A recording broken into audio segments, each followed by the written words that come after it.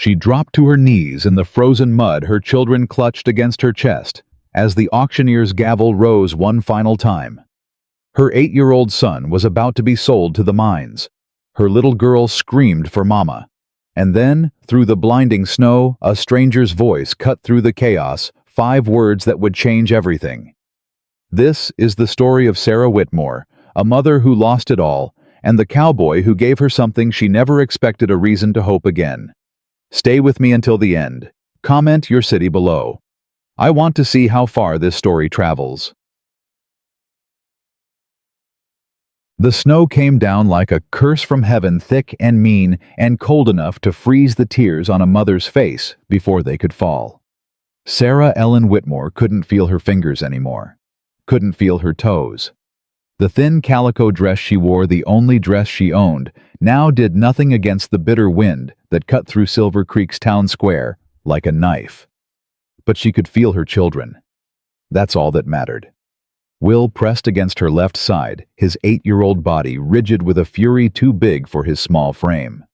Abby clung to her right hand, her little fingers turning blue despite Sarah's attempts to keep them warm.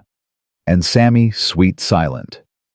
Sammy sat on her hip with his wooden horse clutched against his chest, his face buried in her neck. "Mama!" Abby's teeth chattered so hard she could barely speak. "Mama, I'm cold." "I know, baby. I know." Sarah pulled her daughter closer, but there was no warmth left to give.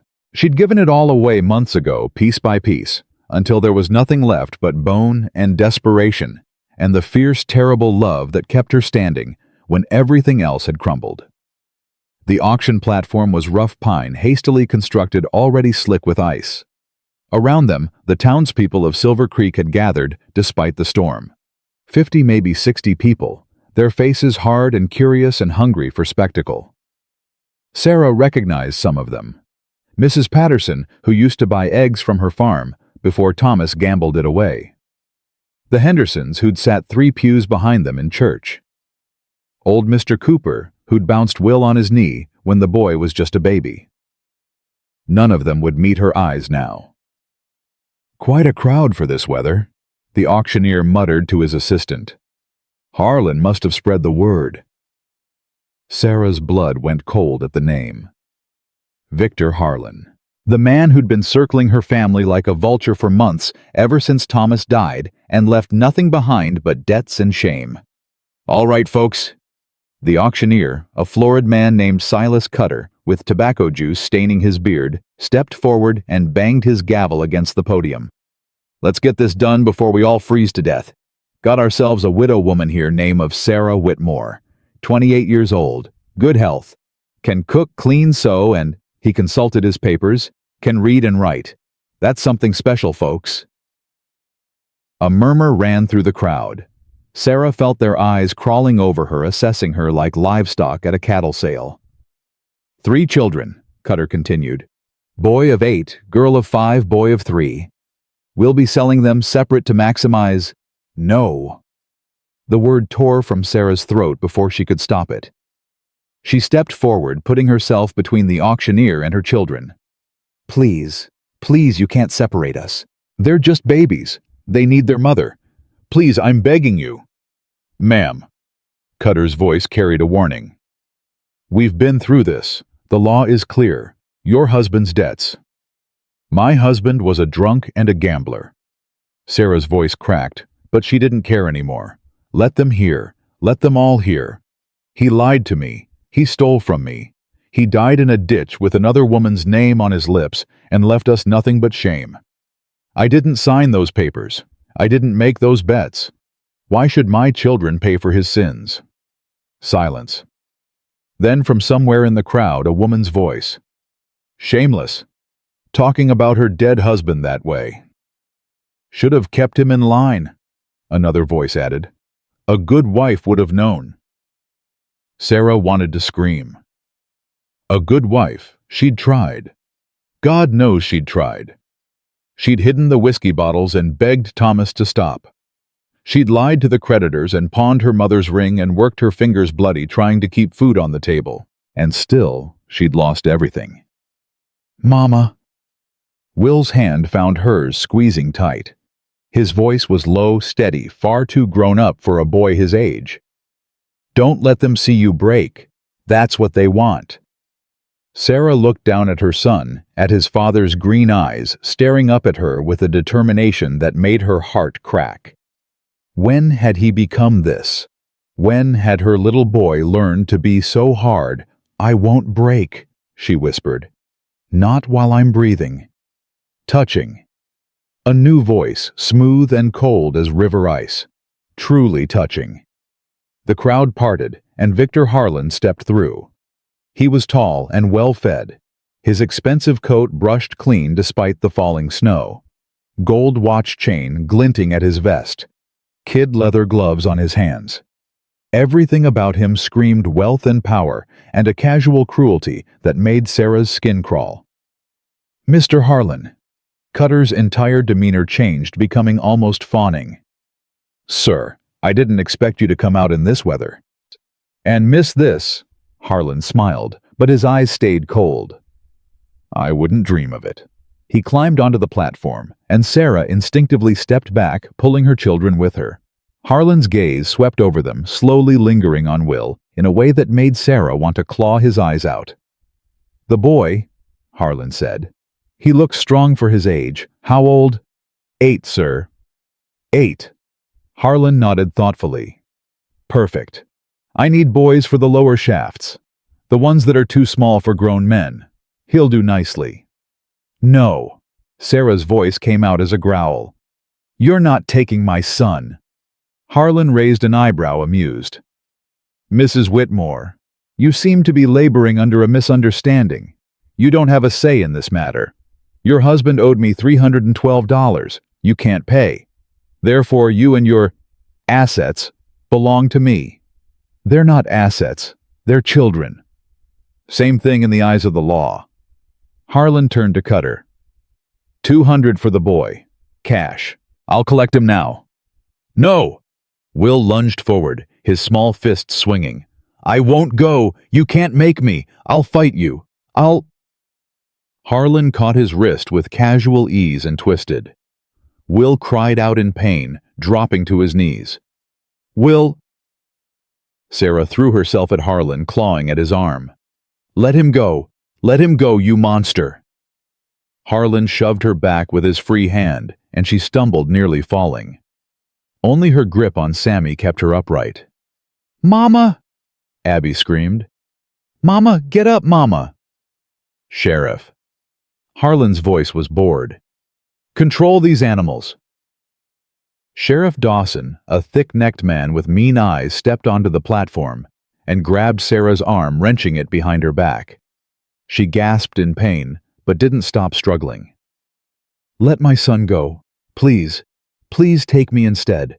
I'll work for you. I'll do anything. Just don't take my babies. Please, I'm begging you."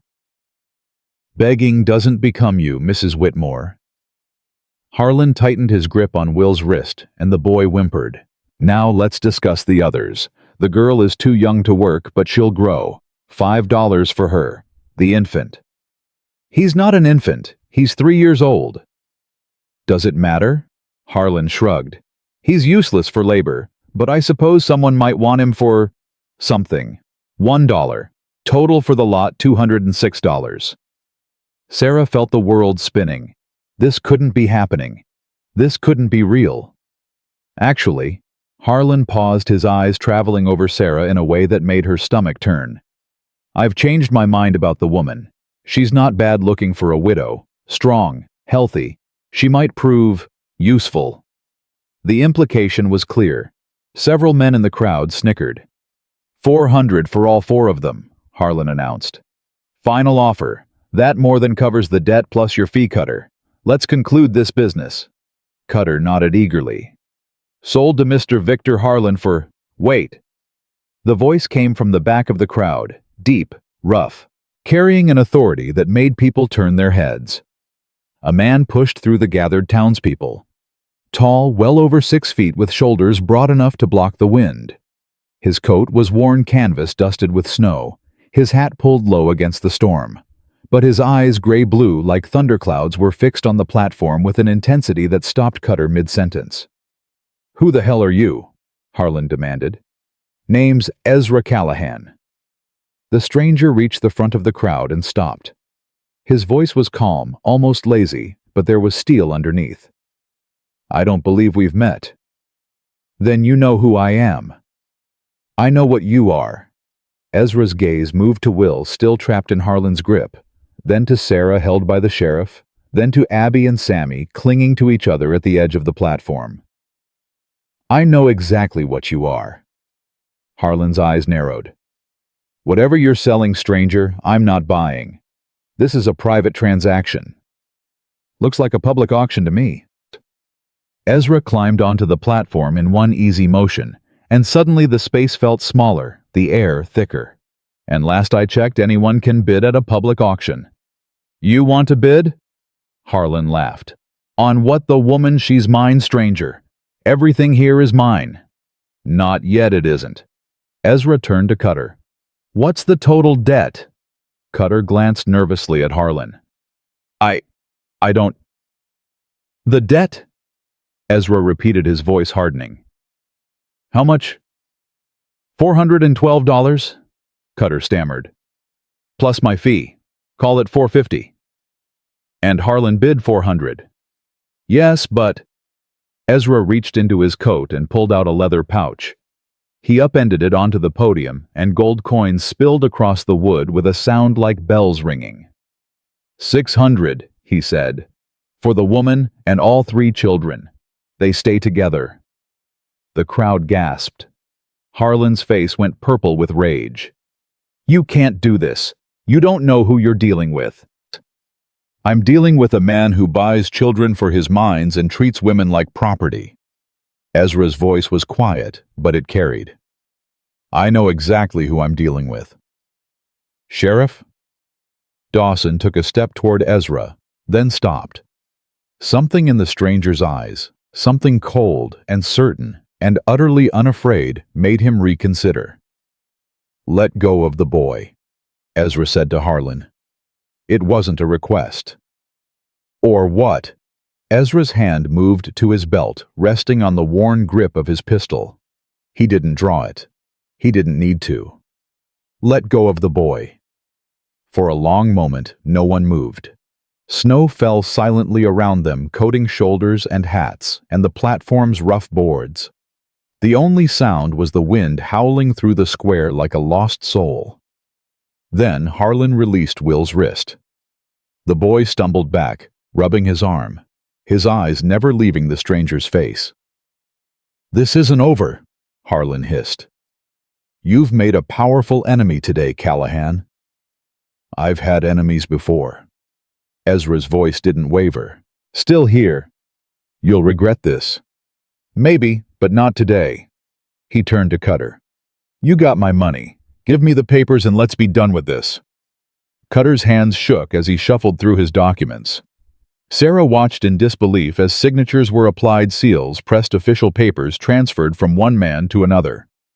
The sheriff released her arm and she stumbled forward, gathering her children close. Will, Abby, Sammy, all of them. Still together, still hers. "Ma'am?" She looked up to find Ezra standing before her, his hat in his hands. Up close, she could see the weariness in his face, the old pain in his eyes. A scar cut through his left eyebrow, another along his jaw. These were the marks of a man who'd survived things. Terrible things. "I got a wagon outside," he said quietly. "It's warm and dry and there's food. Let me take you somewhere safe." "Why?" The words scraped out of Sarah's throat. "Why would you do this? You don't know us. We're nothing to you."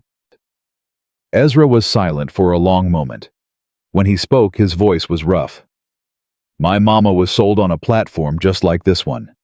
I was 8 years old, same as your boy. They dragged her away from me screaming, and I never saw her again." Sarah felt tears freeze on her cheeks.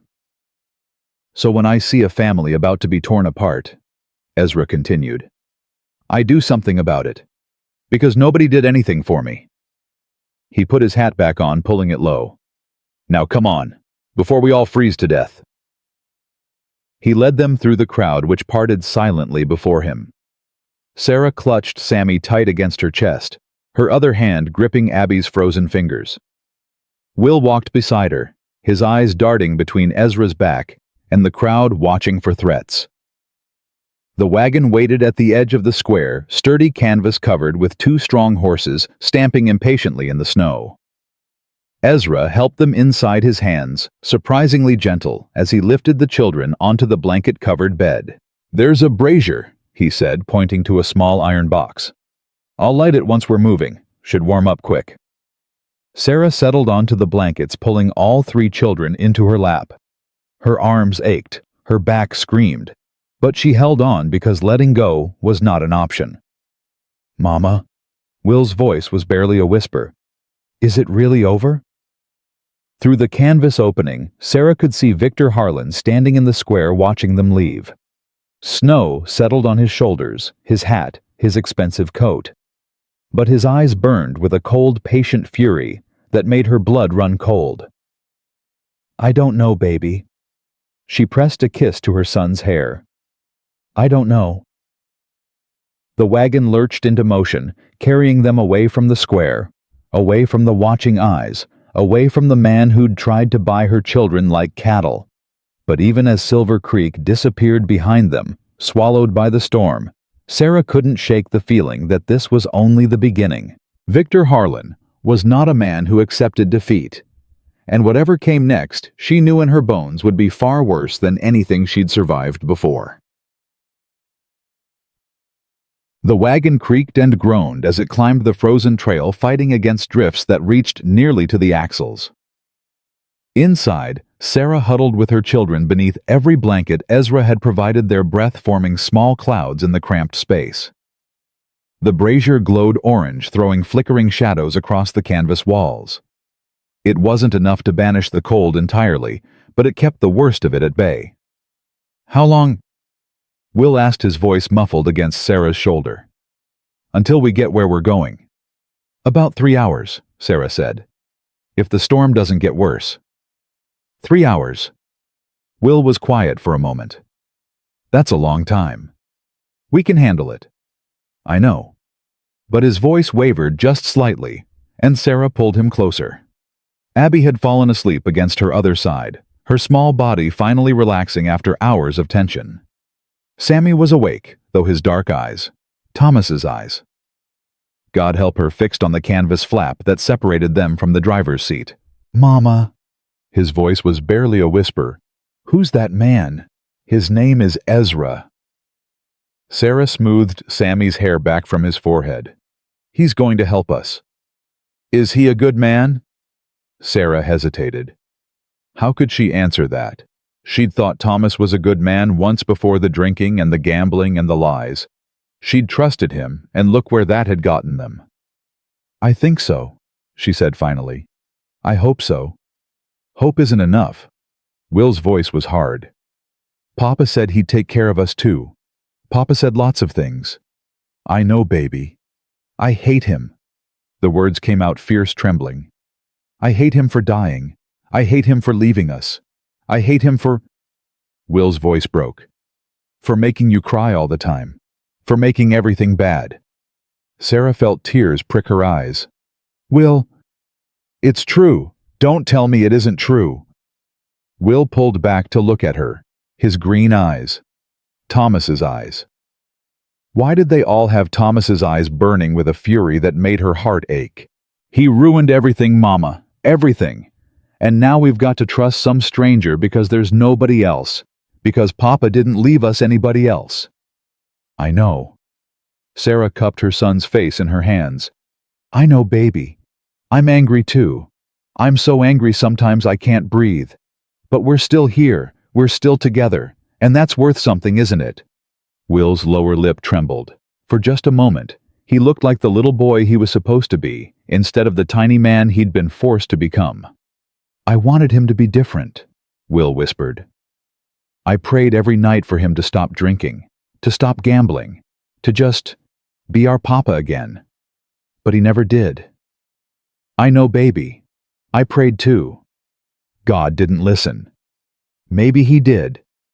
Sarah pulled Will close, tucking his head under her chin. Maybe this is his answer.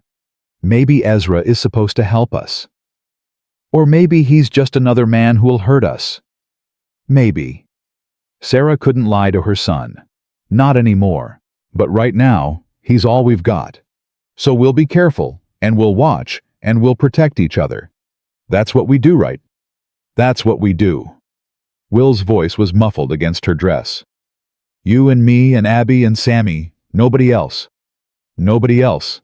The wagon lurched over a hidden rut, and Abby stirred her eyes fluttering open. Mama, are we there yet? Not yet, sweet girl. Go back to sleep. I can't. Abby sat up, rubbing her eyes. I'm too cold. And hungry. Mama, I'm so hungry. Sarah's stomach clenched. They hadn't eaten since yesterday morning, a thin gruel that the boarding house owner had grudgingly provided before throwing them out, before the sheriff came to collect them for the auction. I know, baby. I know. When we get to Mr. Callahan's ranch, we'll eat. I promise. Real food like bread and butter. I hope so. And meat. Abby's eyes went wide. Real meat, Mama. We'll see. The canvas flap rustled, and suddenly Ezra's face appeared in the opening.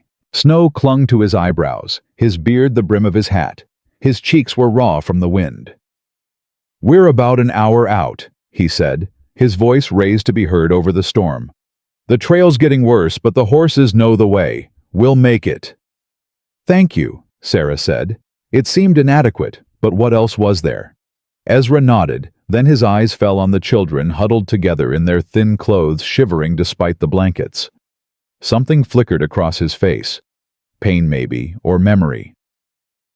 There's food in that pack, he said, gesturing to a leather satchel near the front of the wagon.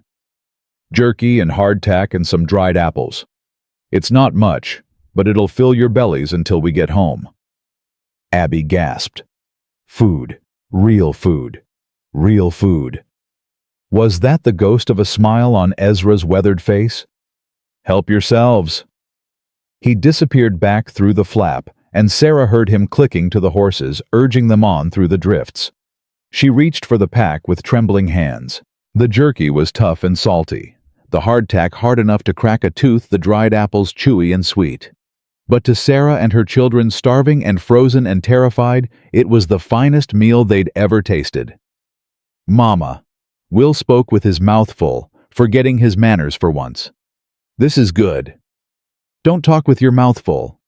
Sorry. He swallowed, then grinned. Actually grinned for the first time in months. But it's really good. It is. Sarah felt something loosen in her chest. Not hope exactly, but something close. It really is. They ate in silence after that, passing the food between them, making sure everyone got their share. Even Sammy, who usually had to be coaxed to eat anything, gnawed happily on a strip of jerky, his wooden horse temporarily forgotten. By the time they finished, the wagon was slowing down. Sarah pushed aside the canvas flap and peered out into the storm, and caught her breath. Through the swirling snow, she could make out the shape of buildings, a large house 2 stories with light glowing in the windows, a barn massive and solid, several smaller structures scattered around the yard, and beyond them, fading into white, the ghostly shapes of fences stretching toward the horizon. Is that it? Will had crawled up beside her, his eyes wide. Is that where we're going to live? I think so. It's big. Yes. Bigger than our old house. Sarah didn't answer. Their old house, the one Thomas had gambled away, had been modest but cozy, filled with the warmth of better days. This place was different. Larger. Colder somehow, despite the lights in the windows. But it was shelter. It was safety. It was a chance to start over. And right now that was enough. The wagon rolled to a stop in front of the main house, and Ezra appeared at the back, lowering the tailgate. Snow swirled around him, coating his shoulders, his hat, his beard. Welcome to Callahan Ranch, he said. His voice was gruff, almost awkward. "It ain't much to look at right now, but it's warm and dry. Let's get you inside." He helped Sarah down first, then reached for the children. Will hesitated, that wary look back in his eyes, but he allowed Ezra to lift him from the wagon. Abby went eagerly, too cold and tired to be suspicious. And Sammy sweet silent. Sammy reached for Ezra with both arms, his wooden horse dangling from one small fist. Ezra froze. For just a moment, something cracked in his careful expression. Pain, longing, an old grief so raw it made Sarah's heart ache. Then he took Sammy in his arms, settling the boy against his hip with a practiced ease that surprised her, and headed for the house. "Come on," he called over his shoulder, "before the storm gets worse." Sarah gathered Will and Abby and followed him through the snow toward the light, toward whatever came next. The door opened before they reached it, and an older man appeared, gray-haired, weathered, with kind eyes and a worried frown. "Ezra." "Thank God. I was about to send the boys out looking for—" He stopped, his eyes widening as he took in Sarah and the children. "Well now, what's all this—" "Long story, Dutch." Ezra stepped inside, still carrying Sammy. "Get some coffee on, and see if there's any of that stew left from supper." "Stew?" Dutch's eyebrows rose. "Ezra, what happened in town? I thought you were just getting supplies." Plans changed. Ezra set Sammy down gently, then turned to Sarah. "Mrs. Whitmore, this is Dutch Brennan. He's my foreman, been with the ranch since my father's time. Dutch, this is Sarah Whitmore and her children. They're going to be staying with us for a while." "Staying?" Dutch looked between Ezra and Sarah, clearly trying to piece together the story. Then he seemed to decide it could wait. "Well, come in, come in. Let's get you warmed up. Those little ones look frozen half to death." He ushered them toward the fireplace, where a massive blaze crackled and roared. Sarah felt the heat wash over her like a benediction, warming her frozen skin, her aching bones, her exhausted soul. "Sit, sit." Dutch pulled chairs close to the fire. "I'll get that coffee, and the stew. Ezra, you want to explain what's going on?" "Later." Ezra was already heading for the door. "I need to see to the horses. In this storm. They got us here safe. Least I can do is make sure they're fed and warm." He paused at the door, looking back at Sarah. "Dutch will take care of you. Get some food in you. Rest. We'll talk in the morning." Then he was gone, the door closing behind him with a bang. Dutch shook his head, a fond exasperation in his eyes. "That man always was better with horses than people." He turned to Sarah with a kind smile. "Now then, Mrs. Whitmore, let's get you and those babies settled. You look like you've been through hell and back." "I have," Sarah said quietly. "We all have." "Well, you're safe now." Dutch patted her shoulder with a gentleness that made her eyes sting. "Whatever happened out there, whatever brought you here, you're safe now. Ezra's a good man, the best man I know. He'll see you right." Sarah wanted to believe him. God, how she wanted to believe him. But as she sat by the fire, watching her children eat their first real meal in days, she couldn't shake the image of Victor Harlan standing in the snow, watching them leave. And the look in his eyes that promised this wasn't over. Not even close. The fire crackled and popped, sending shadows dancing across the walls as Sarah finished the last of her stew. The bowl had been filled twice, Dutch insisted, and now her stomach was fuller than it had been in weeks. Months, maybe. The children had fallen asleep in a pile near the hearth, tangled together like puppies seeking warmth. Will's arm was thrown protectively across Abby, and Sammy lay curled between them, his wooden horse still clutched in his fist. Sarah couldn't stop staring at them. They were safe, fed, warm. For the first time since Thomas died, they were actually safe. More coffee. She looked up to find Dutch standing beside her, pot in hand. His weathered face was kind, patient. He hadn't pushed for explanations, hadn't demanded answers. Just kept the fire stoked and the food coming. "Thank you." Sarah held out her cup. For everything. You've been so kind and you don't even know us. Don't need to know you to see you needed help. Dutch poured the coffee, then settled into the chair across from her. Besides, Ezra, don't bring people home without good reason. Man's got instincts about folk. Always has. What kind of instincts? The kind that come from hard living. Dutch's eyes drifted to the fire. He ever tell you about his mama? He mentioned she was sold when he was 8. 8 years old. Dutch shook his head slowly. Same age as your boy there. Watched them drag her away screaming. His daddy tried to stop it, got beaten half to death for his trouble. Died a few months later. Broken heart, the doc said, but I reckon it was more than that. Man just gave up living. Sarah's throat tightened.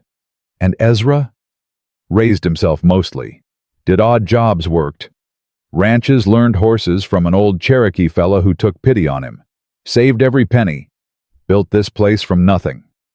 Dutch's voice softened with pride. He's rough around the edges, I won't lie. Don't know much about talking or feelings or any of that, but there ain't a better man in the territory. Not one. Why are you telling me this? Dutch met her eyes.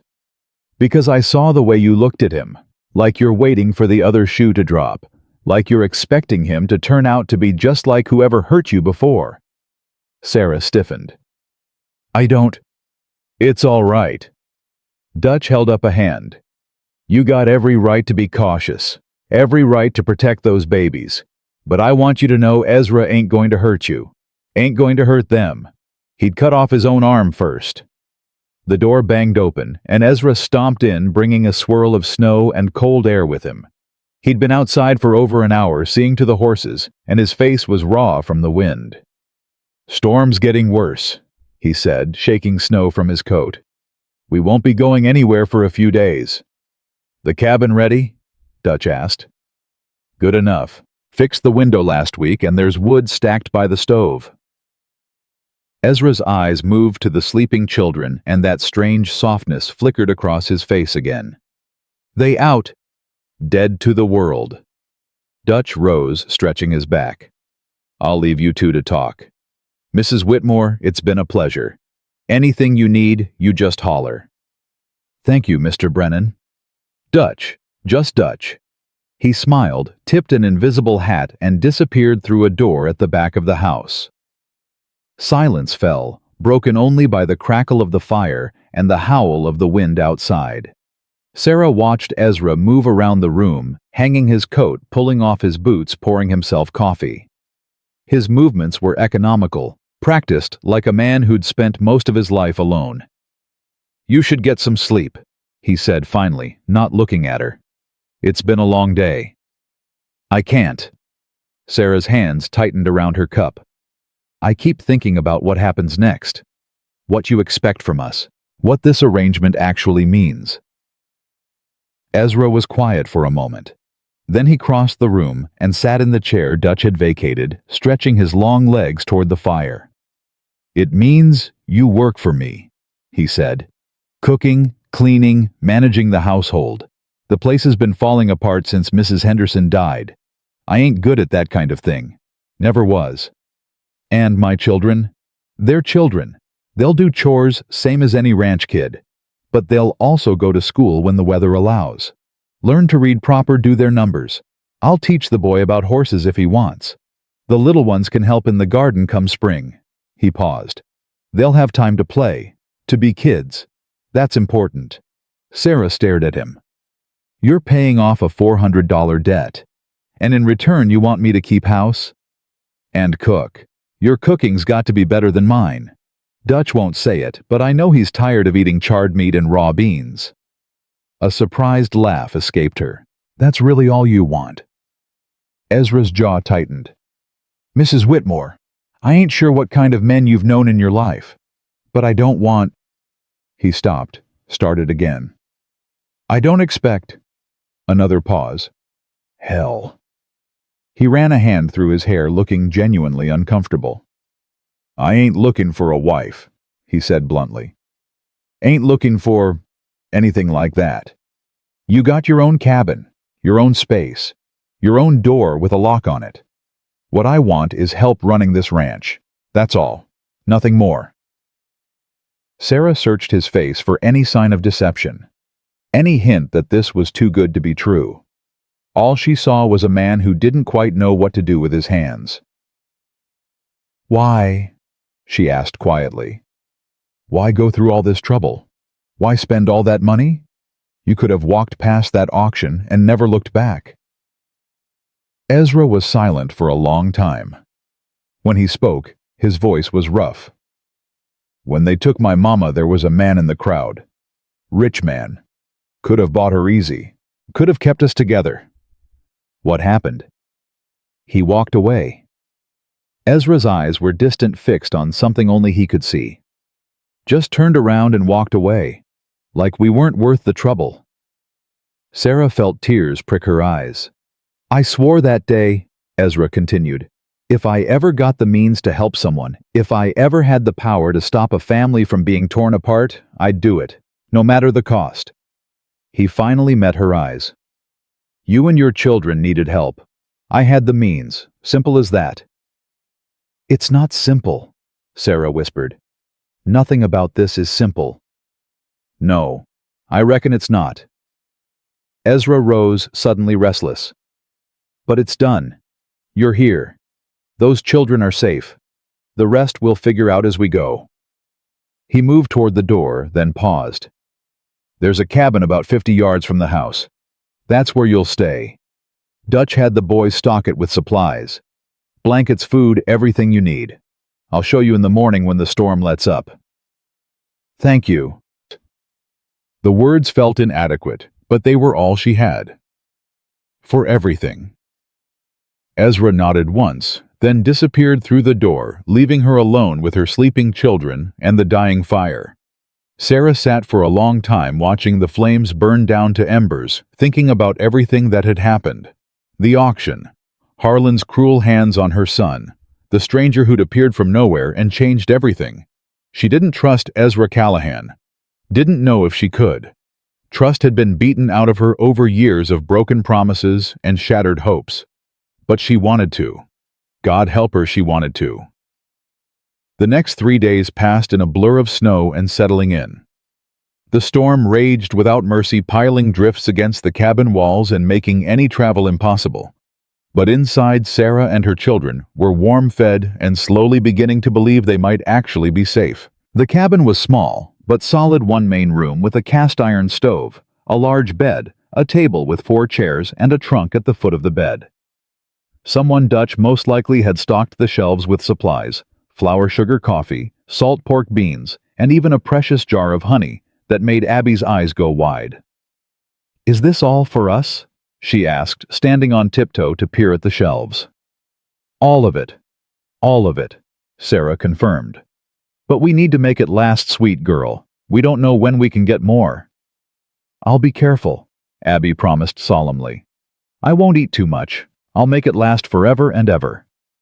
Will, predictably, was more suspicious. "He's trying to buy us," he said on the second day, watching through the window as Ezra crossed the yard toward the barn. "That's what men like him do. They give you nice things, make you feel safe, and then what?" Sarah asked quietly. Will's jaw tightened. "And then they show you who they really are. Your father did that, I know, but not all men are like your father Will." "How do you know?" Her son's eyes were fierce, challenging. "How do you know he won't turn out exactly the same?" "I don't." Sarah pulled him close, even though he resisted at first. "I don't know anything for certain, but I know we didn't have a choice, Will.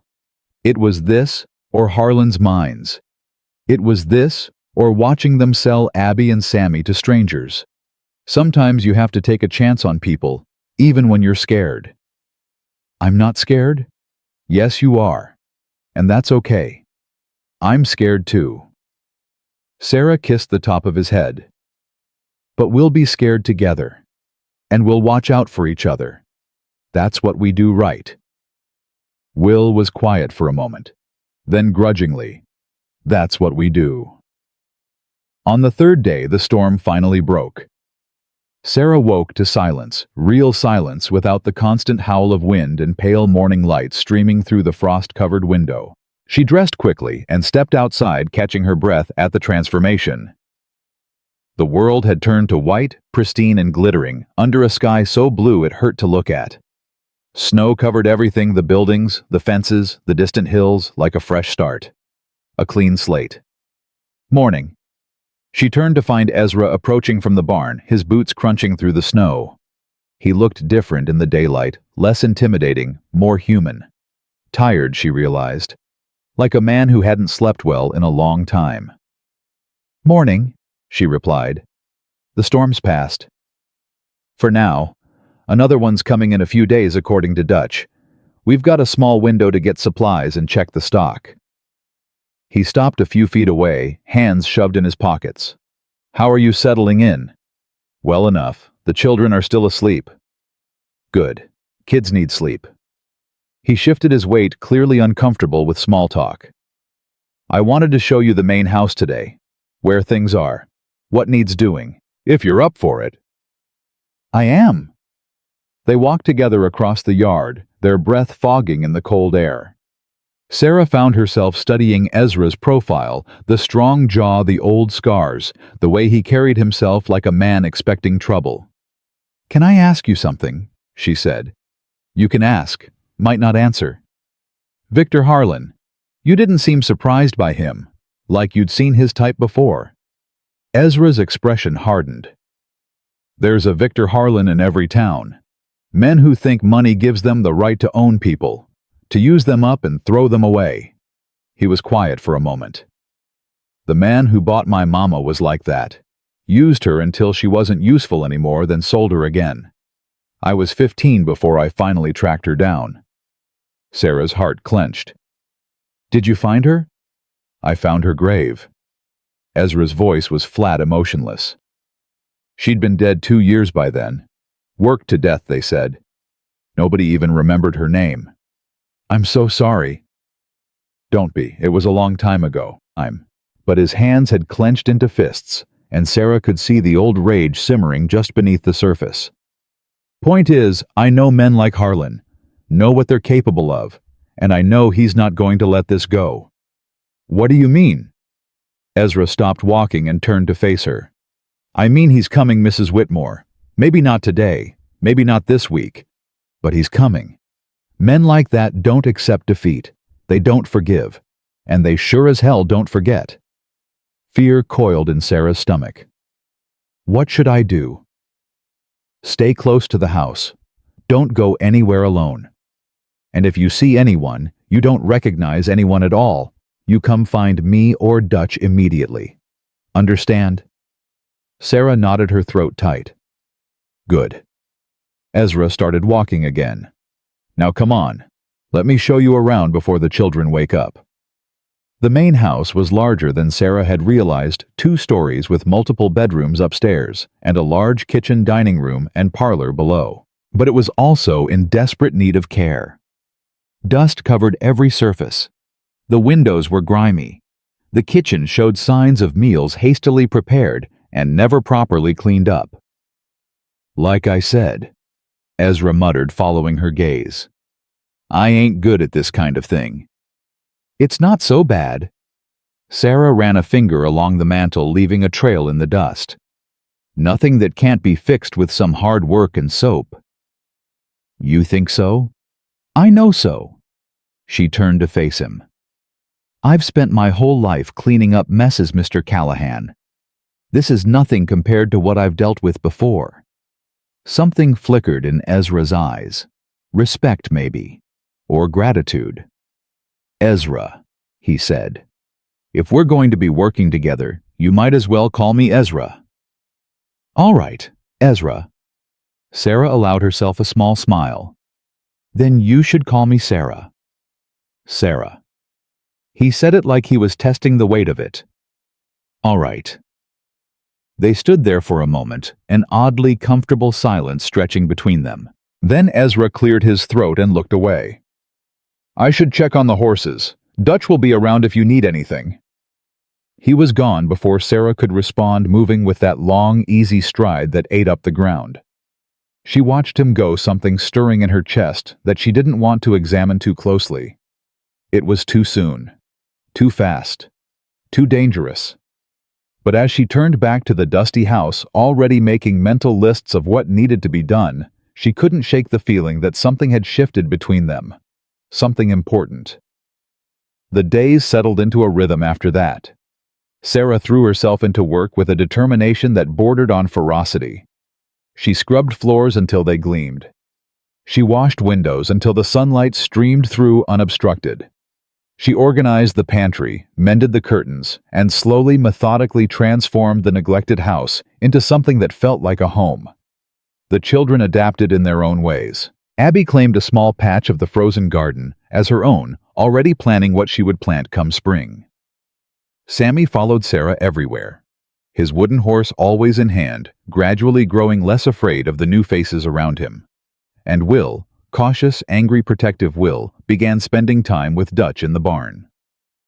Sarah discovered this on the fourth morning when she went looking for her son and found him helping the old foreman muck out stalls. "He's a natural," Dutch told her later, pride evident in his voice. "Ain't afraid of hard work, that boy. Reminds me of Ezra at that age." "I'm not sure that's a compliment," Sarah said. Dutch laughed. "It is, trust me." That evening, for the first time since Thomas died, Sarah heard Will laugh. Really laugh. Not the bitter, sardonic sound he'd adopted over the past months, but a genuine boyish laugh that made her heart ache with relief. He was telling Abby about a horse that had sneezed on Dutch, spraying snot all over the foreman's face, and even Sammy was giggling at the story. Sarah stood in the doorway of the cabin watching her children and felt tears slide down her cheeks. They were going to be okay. Somehow, impossibly, they were going to be okay. A knock at the cabin door made her jump. She wiped her eyes quickly and opened it to find Ezra standing on the porch, hat in hand. "Evening," he said. "Hope I'm not interrupting." "Not at all. Is something wrong?" "No, I just—" He hesitated, looking uncomfortable. "I wanted to check on you. See how you're settling in." "We're settling in well. Better than well, actually." Sarah stepped aside. "Would you like to come in?" Ezra hesitated, then shook his head. "Wouldn't be proper, but He reached into his coat and pulled out a small package wrapped in brown paper. "This is for the little girl, Abby. I noticed she's been wearing the same dress every day, and I figured, well, Dutch's sister sent some things a while back, clothes for a daughter she never had, and I thought—" He thrust the package toward Sarah, looking like he wanted the ground to swallow him. Sarah took it stunned. "Ezra, that's incredibly kind." "It's nothing, just some old clothes. They were just sitting in a trunk gathering dust." He jammed his hat back on his head. "Anyway, good night." He was gone before she could thank him properly, striding away through the snow like something was chasing him. Sarah stood in the doorway for a long moment, watching him disappear into the darkness. Then she looked down at the package in her hands and felt something shift in her chest. Something warm, something dangerous, something that felt, despite everything she'd been through, terribly like hope. Inside the cabin, Abby squealed with delight at the dresses, 3 of them in different colors, all warm wool and perfect for a Colorado winter. Will watched his sister spin around the small room modeling each one, and for once he didn't say anything suspicious or cynical. "He's not so bad," Will said quietly, standing beside Sarah at the window. "Mr. Callahan, I thought he would be, but he's not." "No." Sarah agreed, her eyes still fixed on the darkness where Ezra had disappeared. "He's not so bad at all." But even as she said it, she couldn't shake the feeling that trouble was coming. That this peace, this safety, this fragile hope they were building was about to be tested. And somewhere out there beyond the snow-covered hills and the silent prairie, Victor Harlan was waiting. 2 weeks passed, and the rhythm of ranch life settled into Sarah's bones like something she'd always known. She woke before dawn, started the fire, prepared breakfast. The children had their chores. Will in the barn, with Dutch Abby tending to the chickens, Sammy trailing behind his mother like a small shadow. By evening, they gathered in the main house for supper, and Sarah found herself looking forward to those meals more than she wanted to admit. Ezra was there every night, sitting at the head of the table, eating her cooking with an appreciation that made her face warm. He didn't talk much that wasn't his way, but he listened. To Abby's chatter about her chickens, to Will's questions about horses, even to Sammy's babbling, which had increased dramatically since they'd arrived. The boy's coming out of his shell, Dutch observed one evening, watching Sammy show Ezra his wooden horse for the 100th time. Barely said 2 words when you got here. Now he won't shut up. He feels safe, Sarah said quietly. Children know when they're safe. Dutch glanced at her. And you? You feeling safe yet?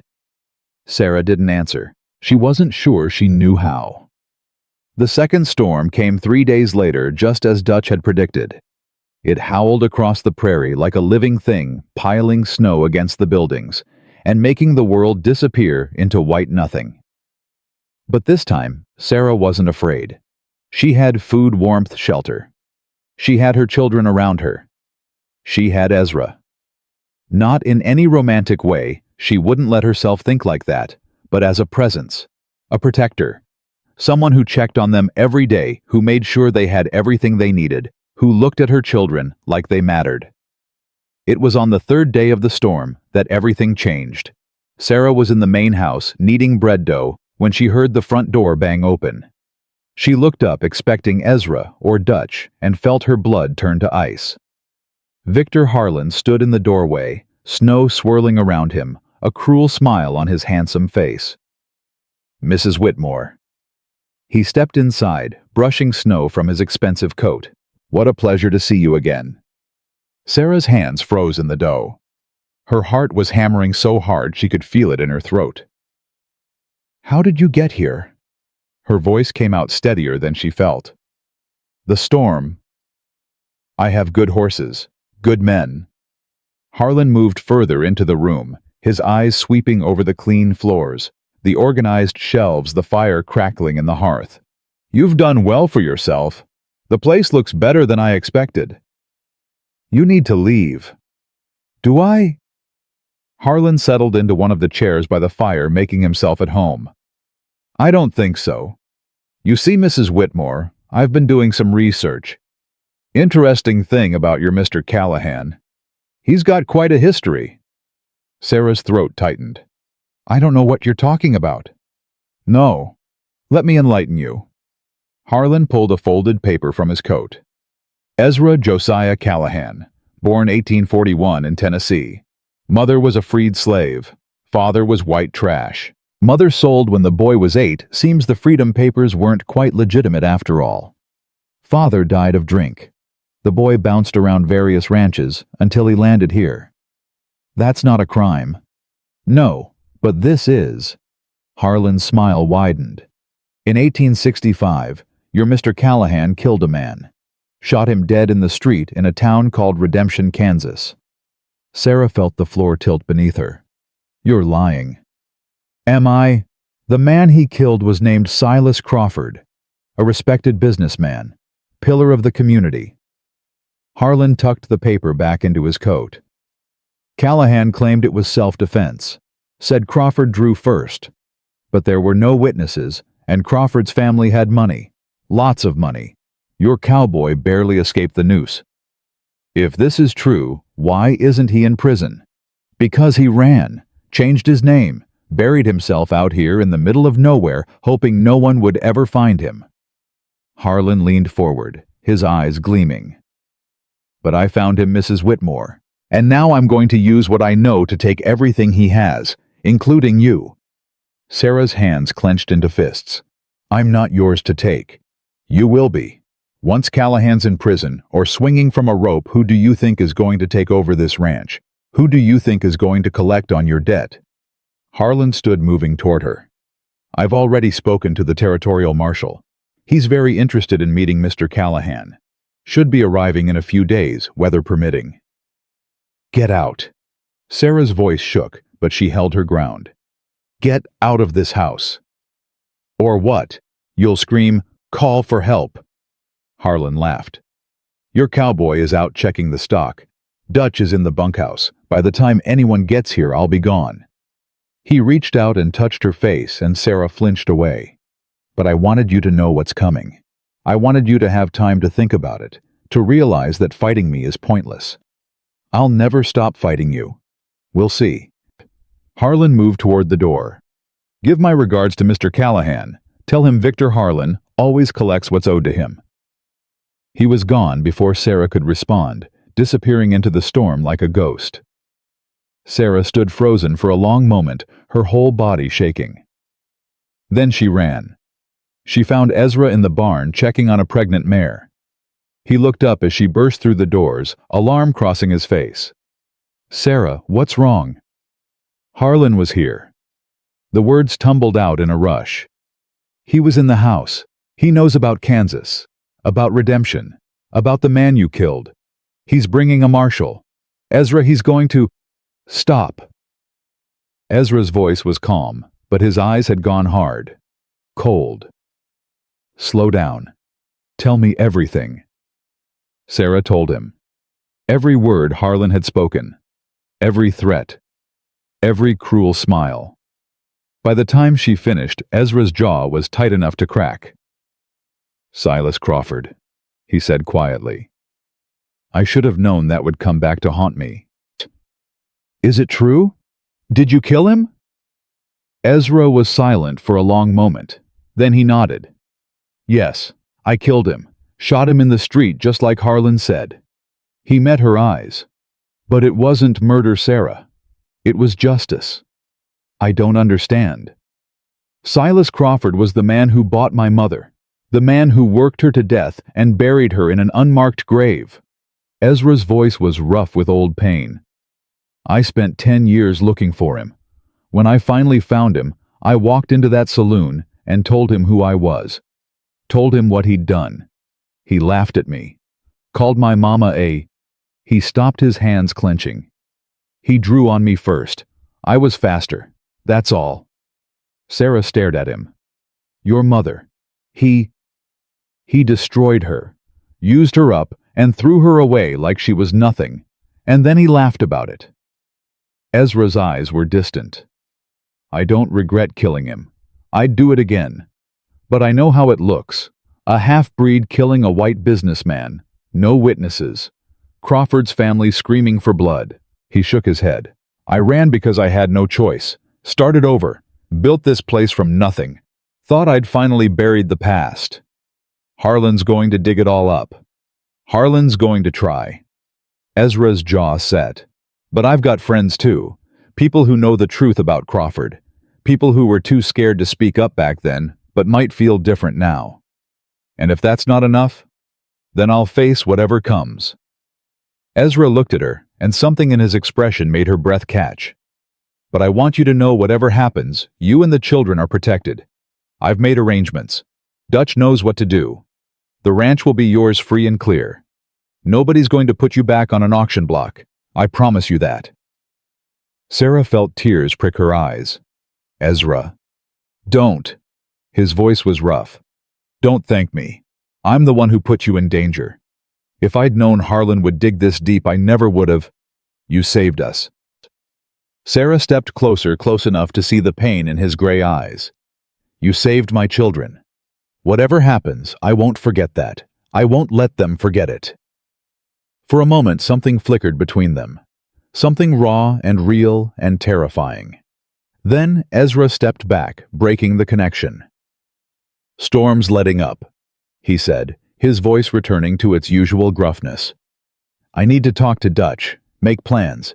You should get back to the house, check on the children. Ezra. Go, Sarah, please. She went. The next 2 days were a blur of tension and preparation. Ezra sent riders out despite the lingering snow messages to old friends, people who might be willing to testify about Silas Crawford's true nature. Dutch fortified the ranch, checking weapons, making sure everyone knew what to do if trouble came. And Sarah waited. She tried to maintain normalcy for the children, but Will sensed something was wrong. He watched her with those 2 old eyes, asking questions she couldn't answer. Is Mr. Callahan in trouble? I don't know, baby. Maybe. Because of us. Because he saved us. No. Sarah pulled her son close. Because of something that happened a long time ago. Something that has nothing to do with us.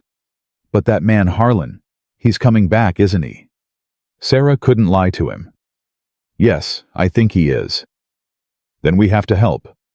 Will's jaw set in that stubborn way she knew so well. Mr. Callahan saved us. We have to help him. How? I don't know. But there has to be something. There has to be.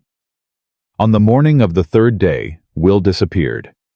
Sarah discovered his empty bed at dawn and felt her heart stop.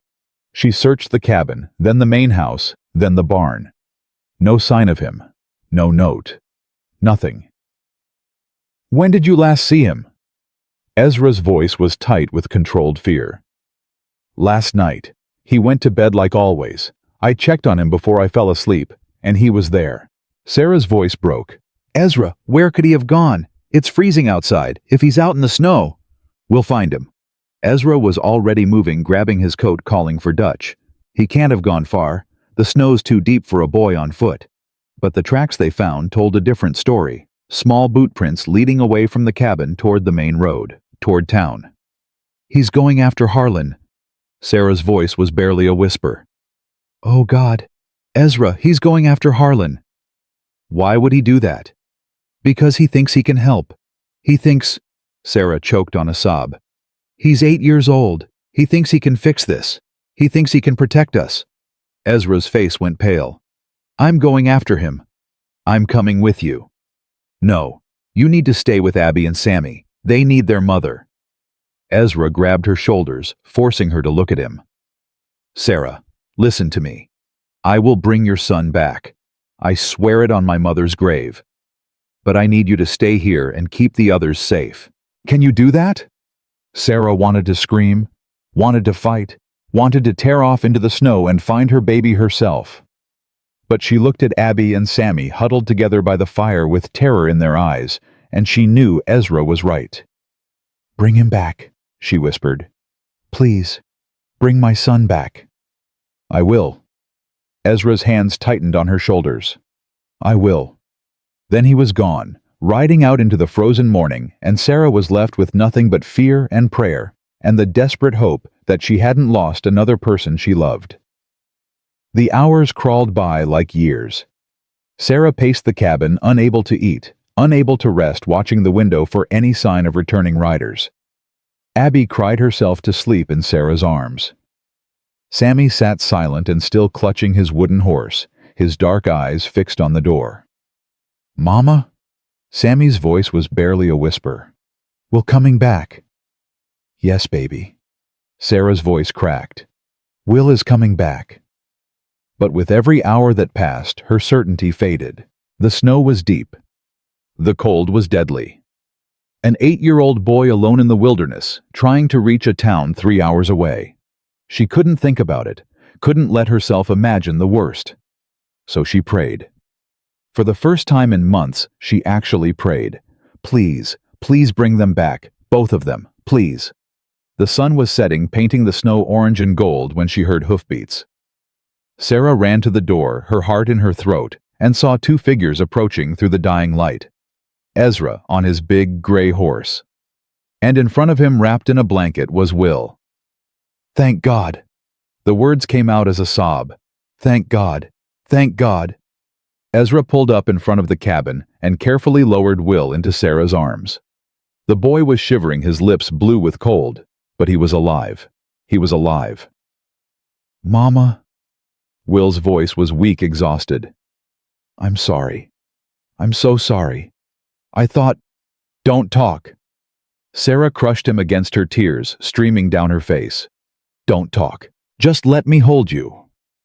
She carried him inside, past Abby, who was crying with relief, past Sammy, who immediately climbed into his brother's lap.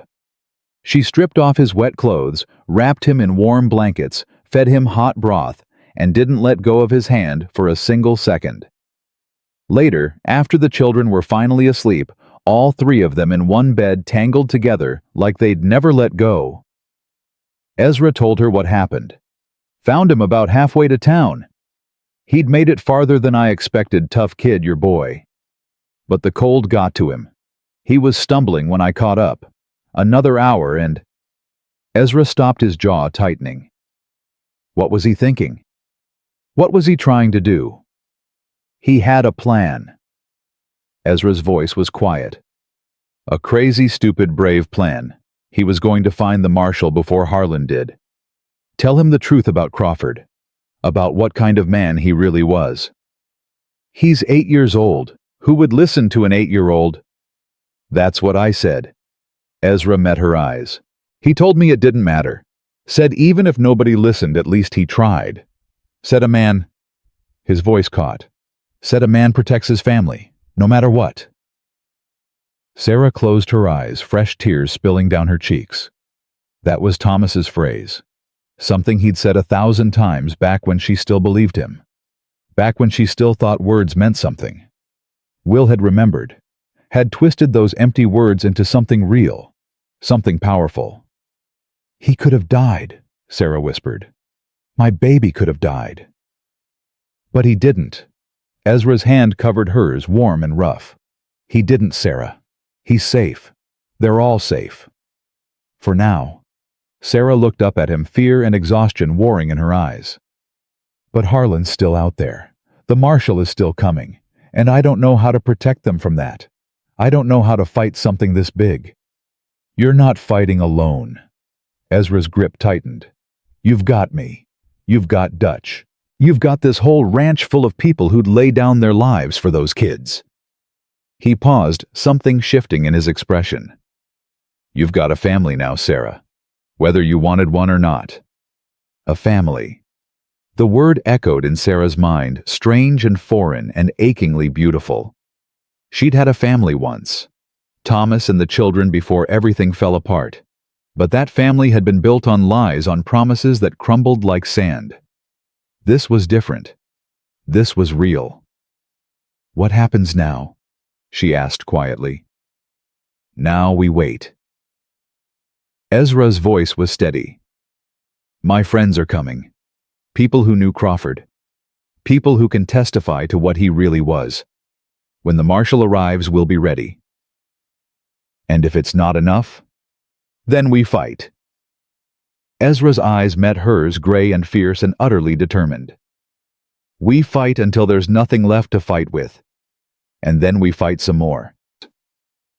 Sarah looked at this man, this rough, scarred, broken man who'd saved her family, who'd ridden into a blizzard to rescue her son, who was facing the ghosts of his past to protect people he barely knew, and felt something crack open in her chest. Something she'd thought was dead forever. Ezra. Her voice was barely a whisper. I don't know how to thank you for... Don't.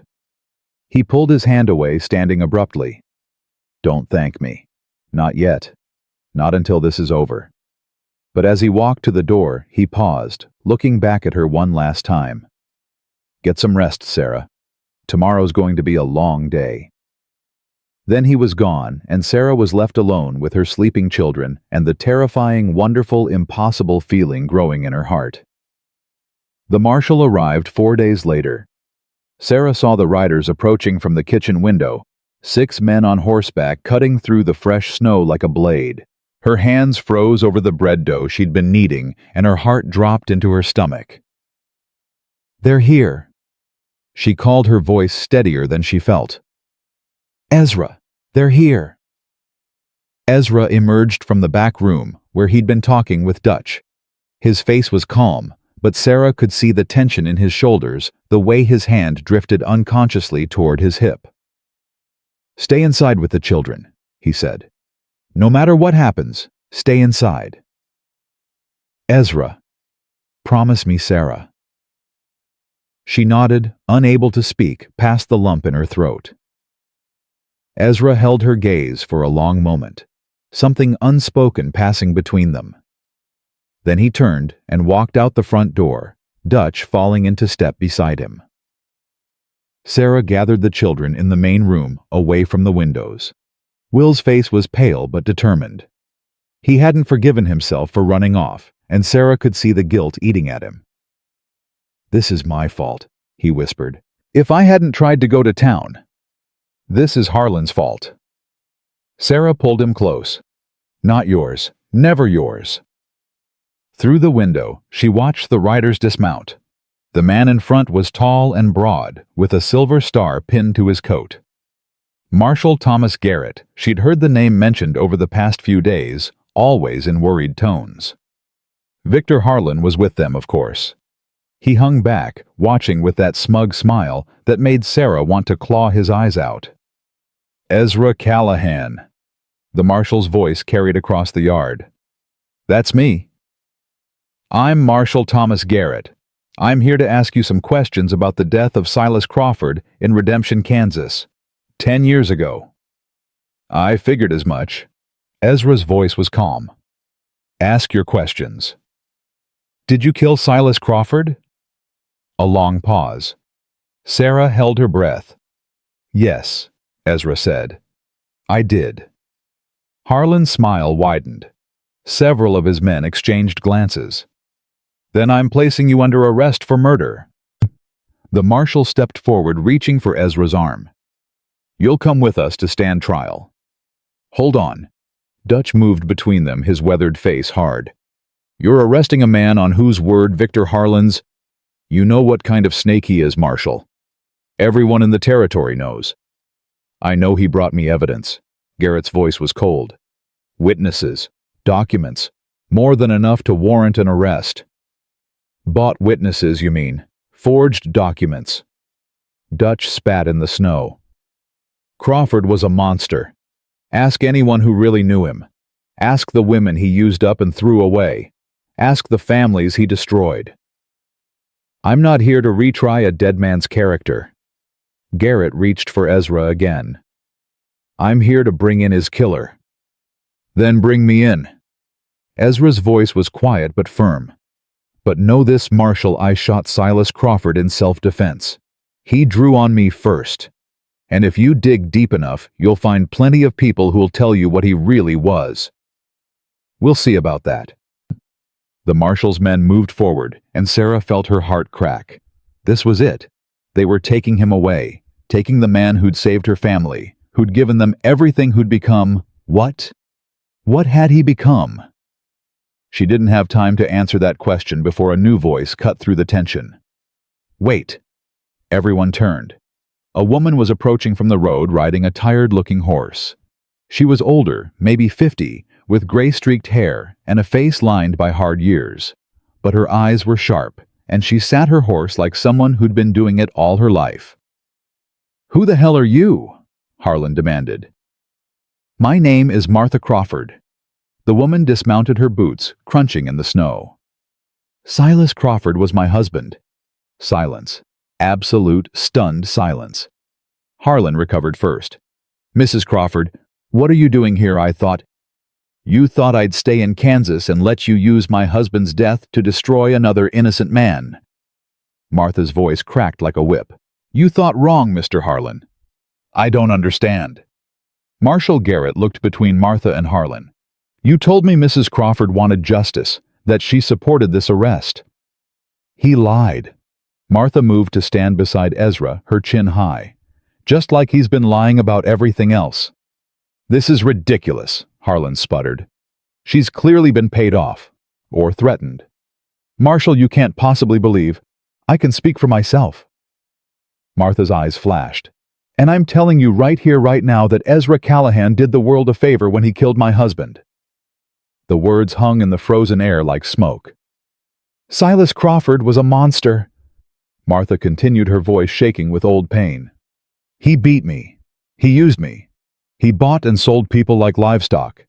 He took that boy's mother and worked her to death, and when I tried to stop him, he broke 3 of my ribs. Sarah felt tears prick her eyes. She looked at Ezra, saw the shock on his face, and realized he hadn't known. Hadn't known that his mother wasn't the only one Crawford had destroyed. The night Silas died, he was drunk and mean, looking for a fight. That young man... Martha gestured to Ezra, walked into the saloon and told Silas who he was. Told him what he'd done. And Silas laughed, and drew his gun. Her voice broke. I was there, Marshal. I saw the whole thing. Silas drew first. Ezra just finished it. You're lying. Harlan's face was purple with rage. You were never mentioned in any of the reports. If you'd witnessed, I was too scared to speak up then. Martha's eyes were wet, but her voice was steady. Silas's family had money, power. They would have destroyed me. So I stayed quiet and let them call it murder and watched that boy run for his life. She turned to Ezra. I'm sorry. I'm so sorry I didn't speak up sooner. Your mother deserved better. You deserved better. Ezra's throat worked. You knew my mother. I knew her. Martha's voice softened. She was kind to me when no one else was. She used to sing while she worked old songs, beautiful songs. I've never forgotten them. A tear slid down her weathered cheek. I've never forgotten her. Sarah watched Ezra's face crack, watched the walls he'd built over 30 years start to crumble. He'd spent his whole life believing no one cared, believing his mother had died alone and forgotten. And here was this woman, this stranger carrying pieces of his mother's memory like precious gems. Marshal! Dutch stepped forward, his voice gruff. I've got 6 more people ready to testify about Crawford. Ranch hands who worked for him. Women he hurt. Men he cheated. They're all here waiting. You want the truth about Silas Crawford? We'll give you enough truth to fill a book. Garrett looked at his men, then at Harlan, then at the growing crowd of witnesses emerging from the bunkhouse and the barn. His expression shifted, hardened. Mr. Harlan. The marshal's voice was cold. It seems you may have misrepresented some facts. This is absurd. These people are obviously in collusion. They're lying to protect a murderer. A murderer you tried to frame. Garrett turned to face Harlan fully. You told me you had solid evidence, reliable witnesses. What you gave me was bought testimony and forged documents. I gave you the truth. You gave me what you wanted me to believe. Garrett pulled the papers from his coat, the same papers Harlan had waved so triumphantly just days ago, and tore them in half. I don't take kindly to being manipulated, Mr. Harlan, and I take even less kindly to men who use the law as a weapon against innocent people. Harlan's face went from purple to white. You can't do this. I'll have your badge. I have connections in Denver. Your connections don't impress me. Garrett gestured to his men. Take Mr. Harlan into custody. We'll be having a long conversation about filing false reports and wasting territorial resources. What? Harlan stumbled backward. You can't arrest me. I'm Victor Harlan. I own half this territory. You don't own the law. Garrett's voice was ice. Take him. 2 of the marshal's men moved forward and Harlan's composure finally shattered. He lunged for his horse, scrambling for escape, but Dutch was faster. The old foreman caught him by the collar and yanked him back, sending him sprawling in the snow. Going somewhere. Dutch's voice was mild, but his eyes were hard. You'll regret this. Harlan was screaming now, all pretense of sophistication gone. All of you, I'll destroy you. I'll burn this ranch to the ground. You'll shut your mouth and come quietly, Garrett interrupted, or I'll add resisting arrest to your charges. Your choice.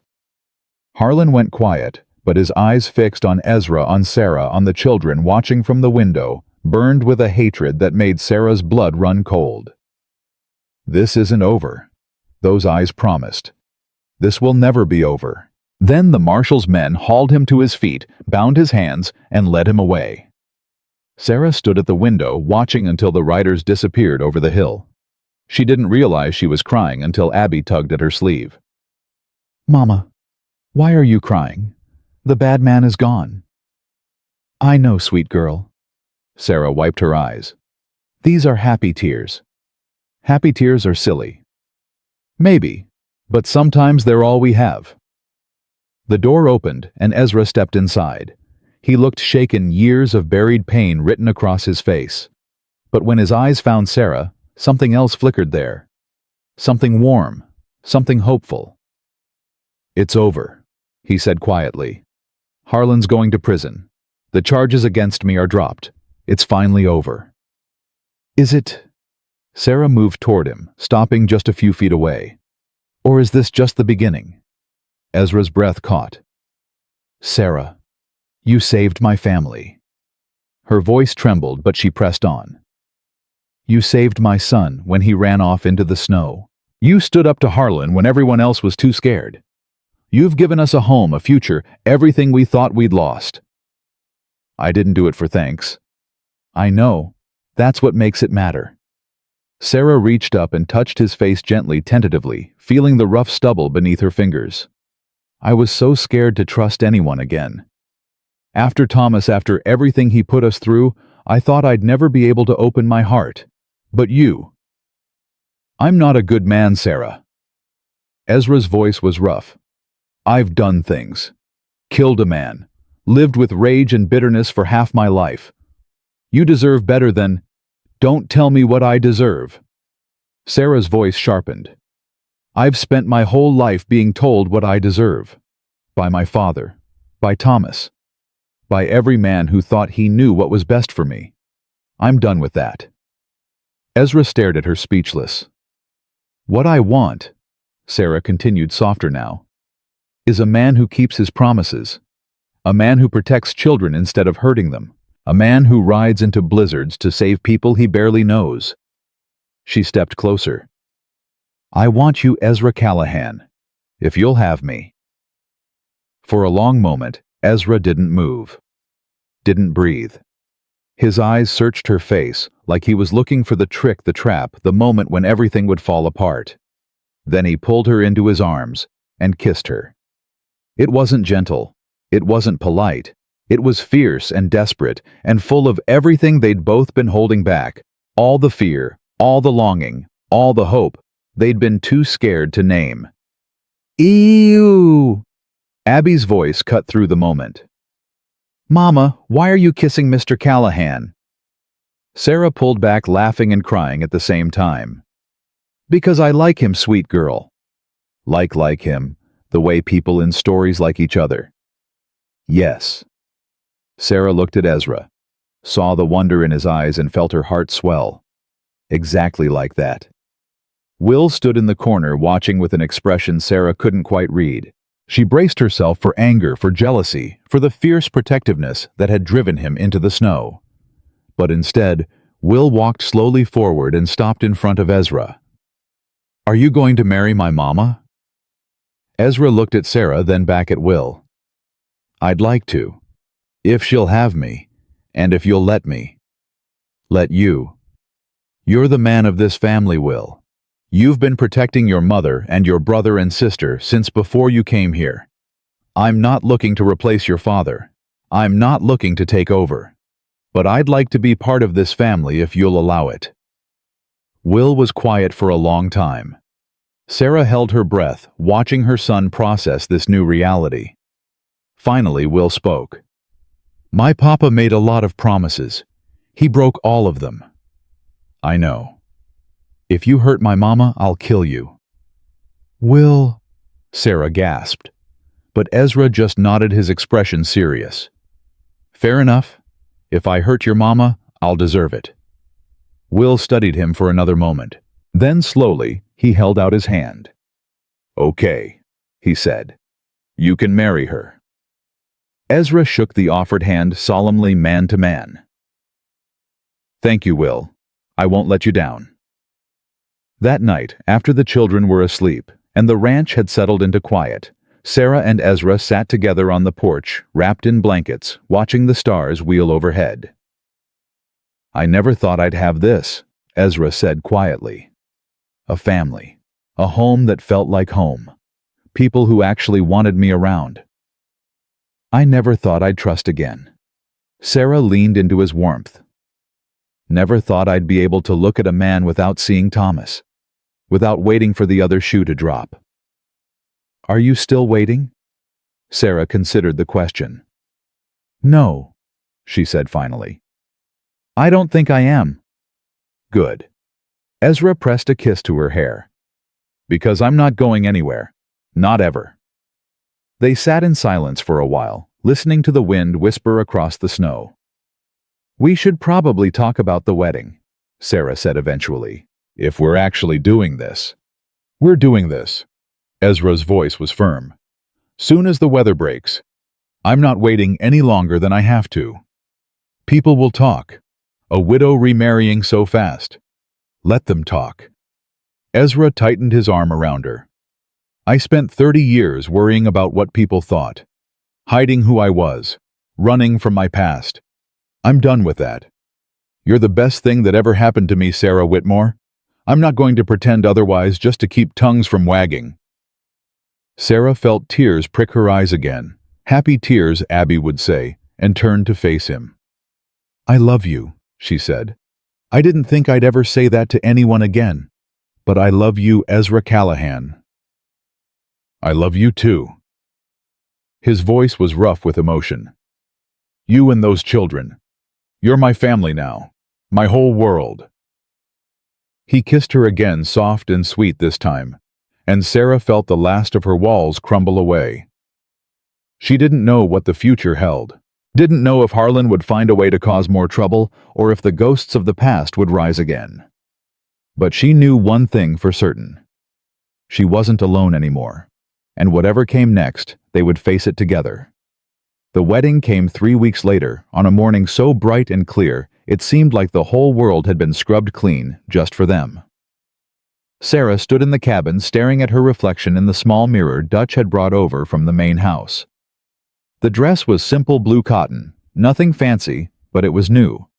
The first new dress she'd owned in years. Ezra had ridden to town himself to buy it, coming back with fabric and thread, and a fierce determination that she would have something beautiful for their wedding day. Mama, Abby tugged at her sleeve. You look like a princess. Do I? Sarah smiled, though her hands were shaking. I feel more like a nervous wreck. What's a nervous wreck? Someone who's very happy and very scared at the same time. Abby considered this. That's silly. If you're happy, why would you be scared? Sarah knelt down to look her daughter in the eyes. Because sometimes the good things feel even more fragile than the bad things. When you've lost a lot, you start to worry that you'll lose more. But Mr. Callahan won't leave us. Abby's voice was certain. He promised. And he keeps his promises. That's what Will says. Sarah felt tears prick her eyes. Will said that. He says Mr. Callahan is different from Papa. He says Mr. Callahan means what he says. Abby tilted her head. Is that true, Mama? Yes, baby. Sarah pulled her daughter close.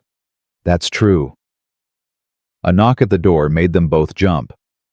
Sarah opened it to find Dutch standing on the porch, his weathered face split in a grin. They're ready for you, he said. Ezra's about to wear a hole in the ground from all his pacing. He's nervous. Nervous, don't cover it. Man's been checking his watch every 30 seconds for the past hour. Think he's scared you might change your mind. Sarah laughed, a real laugh that bubbled up from somewhere deep inside. Tell him I'm coming, and tell him to stop pacing. The ceremony took place in front of the main house under an arbor that the ranch hands had built from pine branches and winter berries.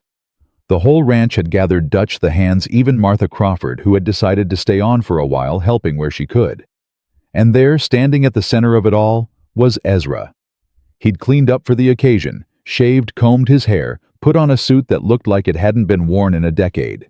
But it was his eyes that made Sarah's breath catch.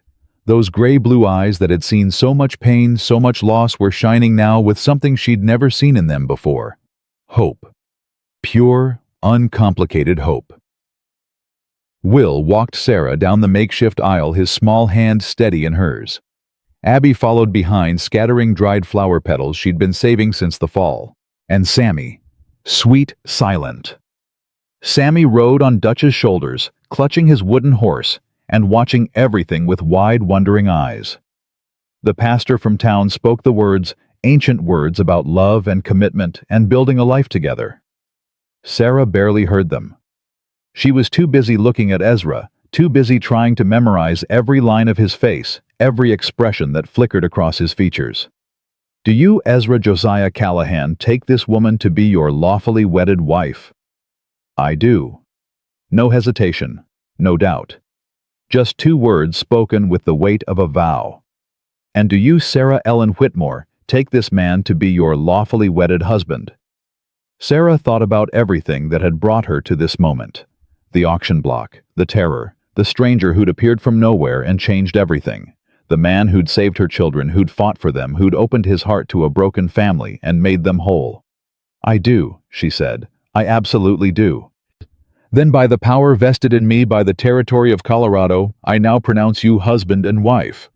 The pastor smiled. "You may kiss your bride." Ezra pulled her close and kissed her soft and sweet and full of promise. Around them, the ranch hands whooped and cheered. Dutch wiped his eyes with his sleeve and pretended it was just the cold. And somewhere in the chaos, Sarah heard Abby's voice, clear as a bell. "Does this mean Mr. Callahan is our papa now?" Sarah pulled back from the kiss, looking down at her daughter. "What do you think, sweet girl?" Abby considered the question with the seriousness only a 5-year-old could muster. Then she turned to Ezra, who had gone very still. "Can I call you Papa?" she asked. "Not to replace my old papa, but to have a new one. Mama says families can grow. She says we can have new people without losing the old ones." Ezra knelt down in the snow, bringing himself to Abby's eye level. His voice was rough when he spoke. "I'd be honored, Abby. More honored than you know." Abby threw her arms around his neck, and Sarah saw Ezra's eyes close, saw the tears he was trying to hide. This man, this rough, scarred, broken man, had spent 30 years believing he didn't deserve a family. And now, here he was, with a little girl's arms around his neck, and a love so big it seemed to fill the whole sky. "Will?" Ezra looked at the older boy who was hanging back watching. "I know you said I could marry your mama. But I want you to know I'm not looking to replace your father. Whatever you want to call me, whatever role you want me to have, that's your choice. I'll never push." Will was quiet for a long moment. Then he walked forward, his face unreadable. "My papa was a drunk and a liar," Will said, his voice steady. "He made promises he couldn't keep. He hurt my mama. He hurt all of us." He paused, his jaw tightening. "You're not like him. You're nothing like him." "I'm trying not to be." "I know." Will took a breath. "I can't call you Papa, not yet. Maybe not ever. But—" He hesitated. "Maybe I could call you something else. Something that's just ours." Ezra nodded slowly. "What did you have in mind?" "Ezra." Will said the name like he was testing it. "Just Ezra, like we're—" He stopped, struggling for words. "Like we're partners."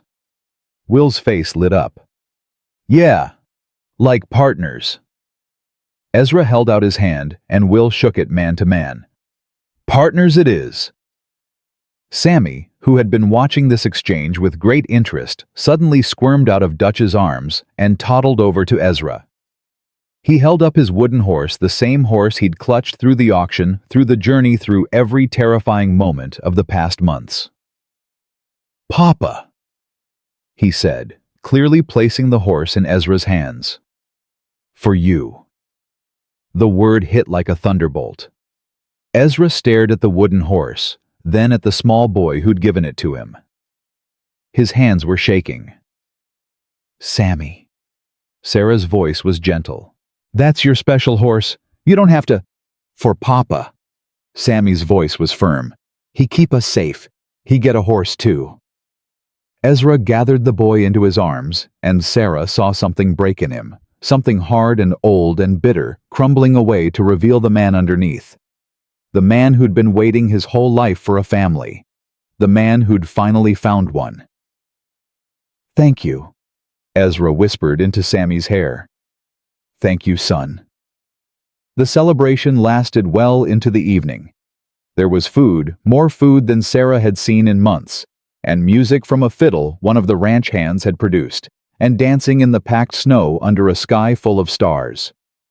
Sarah danced with Ezra, then with Dutch, then with Will, who complained the whole time but couldn't hide his smile. She watched Abby twirl in circles with Martha Crawford, watched Sammy clap his hands to the music from his perch on a hay bale, watched her family laughing and alive and whole. It was more than she'd ever dared to dream. Later, after the children were asleep in their cabin and the ranch hands had stumbled off to the bunkhouse, Sarah and Ezra stood together on the porch of the main house, looking out at the snow-covered world. "Mrs. Callahan." Ezra's voice was soft. "I like the sound of that." "So do I." Sarah leaned into his warmth. "Although I'm still getting used to it." "You've got the rest of your life to get used to it." The rest of her life. The words echoed in Sarah's mind, filling her with a warmth that had nothing to do with the fire inside. 3 months ago, she'd been standing on an auction block, certain she was about to lose everything. Her children, her freedom, her hope. Now she was standing on a porch with her husband's arm around her, watching the stars wheel overhead, and the future stretched out before her like a gift she'd never expected to receive. "Ezra." "Thank you." He pulled back to look at her. "For what?" "For seeing us. That day at the auction. Everyone else looked at us like we were property, like we were problems to be solved or opportunities to be exploited. But you..." Her voice caught. "You saw a family. You saw people who deserved to stay together." "I saw a mother who would fight to the death for her children." Ezra's voice was rough. "I saw a woman who'd been through hell and was still standing. That's what I saw, Sarah. That's what made me step forward. And now. He smiled, and it transformed his whole face. "Now I see my wife, my family, my home." He pressed a kiss to her forehead. "Now I see everything I ever wanted and never thought I'd have." Sarah felt tears slide down her cheeks. Happy tears, always happy tears now, and pulled him into a kiss that said everything words couldn't. The months that followed were the happiest of Sarah's life. Spring came slowly to Colorado, melting the snow and turning the world green and gold. Abby's garden flourished under her devoted care, producing vegetables and flowers in abundance. Will grew taller and stronger, learning everything Dutch and Ezra could teach him about horses and ranching. And Sammy, no longer silent, chattered endlessly about everything and nothing, his wooden horse still clutched in his hand. Sarah transformed the main house into a home, a real home filled with warmth and laughter and the smell of fresh bread.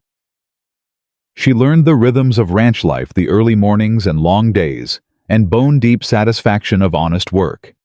And every night, she fell asleep in Ezra's arms, safe and loved and whole. Victor Harlan went to prison for filing false reports and attempting to manipulate the law. His mines were shut down. His workers freed, his empire crumbling. Sarah heard the news and felt nothing but relief. That chapter was closed. Forever. Martha Crawford stayed on at the ranch, helping where she could, finding peace in the simple routine of daily life. She and Sarah became friends, bonded by shared pain and shared hope. And on quiet evenings, Martha would tell stories about Ezra's mother, the songs she used to sing, the kindness she'd shown, the strength she'd carried, even in the darkest times. Ezra listened to these stories with tears in his eyes, finally learning about the mother he'd lost so long ago, finally finding the closure he'd spent 30 years seeking. "She'd be proud of you," Martha told him one night. "If she could see what you've built here, the family you've made, she'd be so proud." "I hope so," Ezra said quietly. "I hope she knows I never forgot her." "She knows." Martha squeezed his hand. "Wherever she is, she knows." Summer came and went. Fall painted the mountains in red and gold. And before Sarah knew it, a full year had passed since that terrible day on the auction block. She stood at the window of the main house, watching her children play in the yard. Will was teaching Abby to rope badly, judging by the tangle of rope at her feet, while Sammy chased chickens in gleeful circles. Laughter echoed across the yard, bright and free and full of life. Arms wrapped around her from behind, and she leaned back into Ezra's solid warmth. "What are you thinking about?" he murmured against her hair. "A year ago today," Sarah said softly, "I was standing on an auction block watching a stranger buy my family. And now I'm standing in my home watching my children play, feeling my husband's arms around me." She turned to face him. Now I'm happier than I ever thought possible." Ezra kissed her slow and deep. "I love you, Sarah Callahan. I love you and those children more than anything in this world." "I love you too." Sarah smiled up at him. "More than the sky, more than the stars, more than every breath I've ever taken." "That's a lot of love." "It's exactly the right amount." Outside, Abby had finally managed to rope something Dutch's hat, which she'd yanked clean off his head. The old foreman chased her around the yard while Will collapsed in laughter, and Sammy cheered from the sidelines. Sarah watched her family, her beautiful, imperfect, hard-won family, and felt her heart overflow. She'd been sold on an auction block in the dead of winter, certain she was losing everything. Instead, she'd found everything she'd ever wanted. A home, a future, a love that would last the rest of her days, and the cowboy who'd whispered 5 words that changed her life forever. That night, after the children were asleep and the house was quiet, Sarah and Ezra sat together on the porch, watching the stars wheel overhead. A year ago, she'd sat on this same porch, terrified and uncertain, barely daring to hope. Now she sat with her husband's hand in hers, her heart full to bursting, and knew with absolute certainty that she was exactly where she was meant to be. "Ezra." "Yes." "Tell me about our future." He was quiet for a moment, thinking. "Well," he said finally, "I see us right here, growing old together, watching those children grow up and have families of their own, sitting on this porch when we're gray and wrinkled, telling stories about the blizzard of '73 and the day I bought the most stubborn, beautiful woman I'd ever seen off an auction block." Sarah laughed. "Stubborn? The stubbornest." He grinned. "That's one of the things I love most about you." "What else do you see?" "I see Will running this ranch someday with a family of his own. I see Abby with the biggest garden in the territory feeding half of Colorado. I see Sammy." He paused, emotion thick in his voice. "I see Sammy growing up strong and kind, never knowing what it feels like to be afraid." "That's a beautiful future." "It's our future." Ezra squeezed her hand. "Every single day of it. Together." Sarah leaned her head against his shoulder and closed her eyes, breathing in the scent of pine and snow and home. She'd walked through fire to get here, through loss and grief and terror and despair. But she'd made it. They'd all made it. And now, finally, she understood. The darkest winters always gave way to spring. The deepest pain could transform into the greatest joy. And sometimes, when you'd lost everything, someone would step out of the storm and give you a reason to believe again. Sarah Ellen Callahan opened her eyes and looked at the stars, at the snow, at the home she'd built with the man she loved. She'd been sold with her children on the coldest day of her life, and a cowboy had whispered 5 words that changed everything. "I'll take the whole family." 5 words that meant salvation. 5 words that meant hope. 5 words that meant home. And that Sarah thought, as Ezra pulled her closer and pressed a kiss to her hair, was the greatest love story she'd ever known.